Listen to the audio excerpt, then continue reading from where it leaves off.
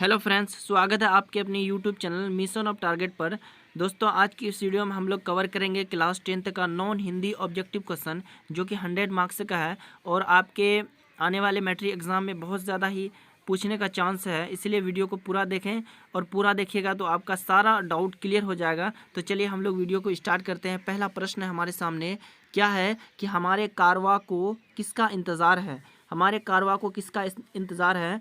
आपको जैसे क्वेश्चन पढ़ना है तैसे आपको डायरेक्ट आंसर को देख लेना है कि मंजिलों का इंतज़ार है। कारवां को किसका इंतज़ार है? मंजिलों का इंतज़ार है। चलिए अगला प्रश्न क्या है कि गिरेंगे जुल्म के महल बनेंगे फिर नवीन घर, अगर कहीं है स्वर्ग तो उतार ला जमी पर। यह पंक्ति किस कविता से लिया गया है?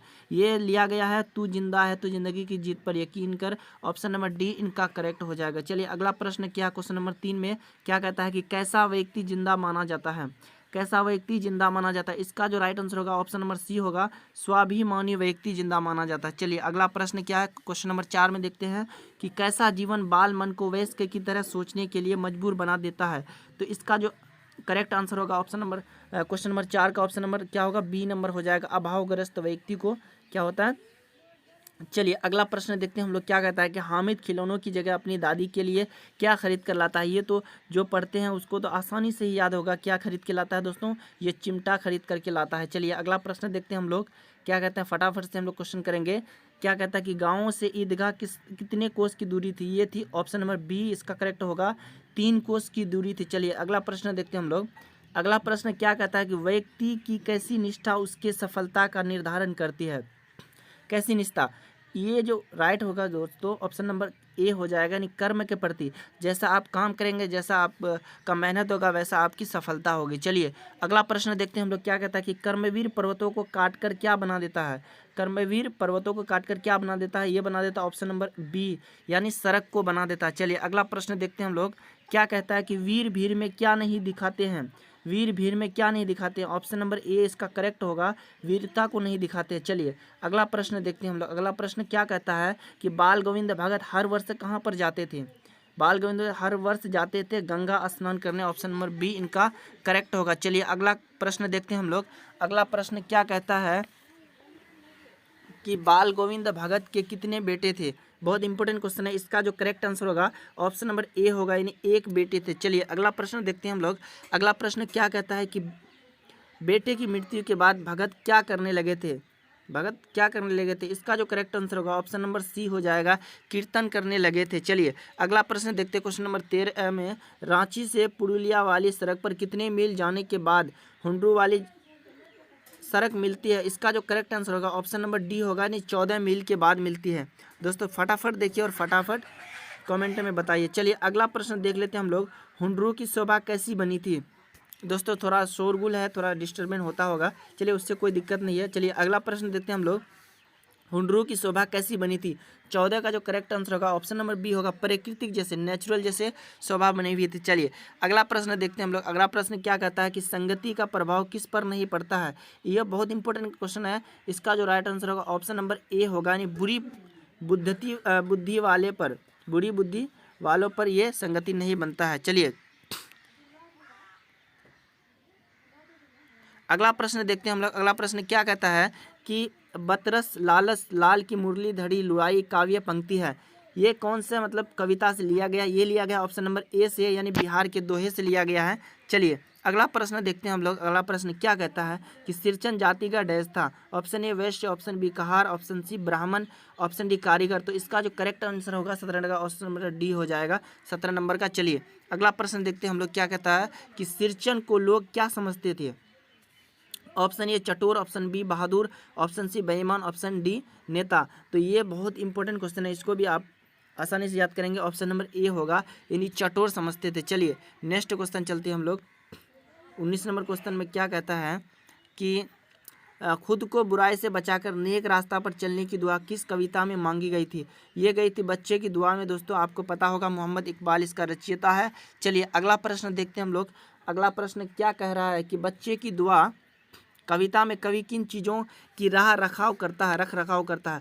ऑप्शन ए क्या दिया है कि दुनिया के अंधेरे को मिटा सके, ऑप्शन बी हमारे दम से वतन की सुंदरता बढ़े, ऑप्शन सी दर्दमंद और वंचितों का हिफाजत कर सके, ऑप्शन डी क्या है उपर्युक्त सभी है।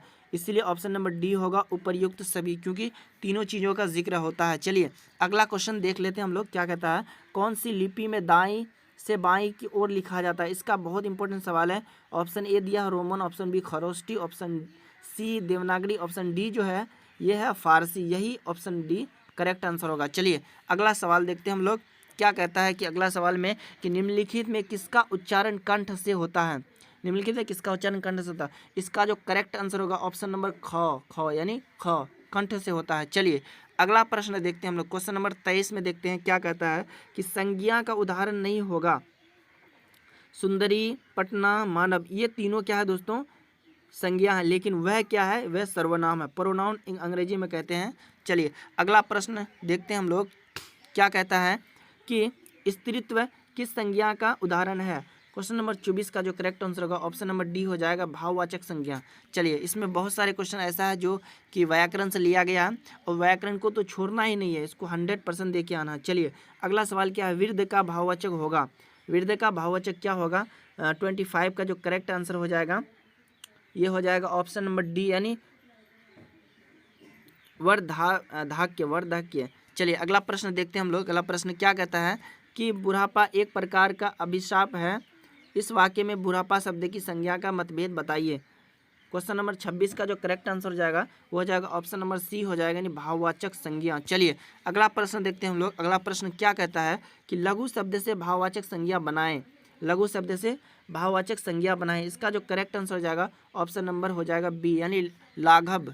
चलिए अगला क्वेश्चन देखते हैं 28 में क्या कहता है, निम्नलिखित में से कौन सा शब्द व्यक्तिवाचक संज्ञा है। इसका जो करेक्ट आंसर हो जाएगा वो हो जाएगा ऑप्शन नंबर सी हो जाएगा यानी यमुना क्या है, ये है व्यक्तिवाचक संज्ञा। चलिए अगला प्रश्न देखते हैं हम लोग, क्या कहता है 29 नंबर क्वेश्चन में वर्षा शब्द का उचित बहुवचन चुनिए। वर्षा शब्द का दोस्तों मैं बता दूं कि उसका कोई भी बहुवचन होता है, वर्षा को वर्षा ही होता है। चलिए question number option number C इनका करेक्ट होगा। चलिए अगला प्रश्न देखते हैं हम लोग। अगला प्रश्न क्या कहता है कि कौन सा शब्द एक वचन नहीं है। 30 का जो करेक्ट आंसर होगा वो ऑप्शन नंबर ए हो जाएगा यानी हौश। चलिए अगला क्वेश्चन देखते हैं हम लोग। अगला क्वेश्चन क्या कहता है कि कौन सा शब्द एक वचन नहीं है। ऑप्शन ए दिया पुलिस, ऑप्शन बी लड़के, ऑप्शन सी छात्र वृंद, ऑप्शन डी छात्र दल। तो इसमें से एक वचन नहीं दिया है तो लड़के होगा, क्योंकि बहुवचन लड़के हैं, इसलिए ऑप्शन नंबर बी होगा। चलिए अगला प्रश्न देख लेते हैं दोस्तों। क्या कहता है कि बच्चों ने आम नहीं खाया, रेखांकित कारक का नाम बताइए। 32 का जो करेक्ट आंसर होगा ऑप्शन नंबर बी हो जाएगा यानी कर्म कारक, ये करेक्ट आंसर हो जाएगा। चलिए दोस्तों चलिए अगला प्रश्न देखते हैं हम लोग। अगला प्रश्न क्या कहता है कि चारपाई पर भाई साहब बैठे हैं। इस वाक्य में चारपाई शब्द किस कारक में आता है। 33 का जो करेक्ट आंसर होगा वो ऑप्शन नंबर डी होगा यानी अधिकरण कारक के अंतर्गत आता है। चलिए अगला प्रश्न देखते हैं हम लोग। अगला प्रश्न क्या है 34 का भूखे को भोजन दो। इस वाक्य में कौन सा कारक है। इस वाक्य में कौन सा कारक है। 34 का जो करेक्ट आंसर होगा वो ऑप्शन नंबर सी हो जाएगा यानी संप्रदान कारक है। चलिए अगला प्रश्न देखते हैं हम लोग।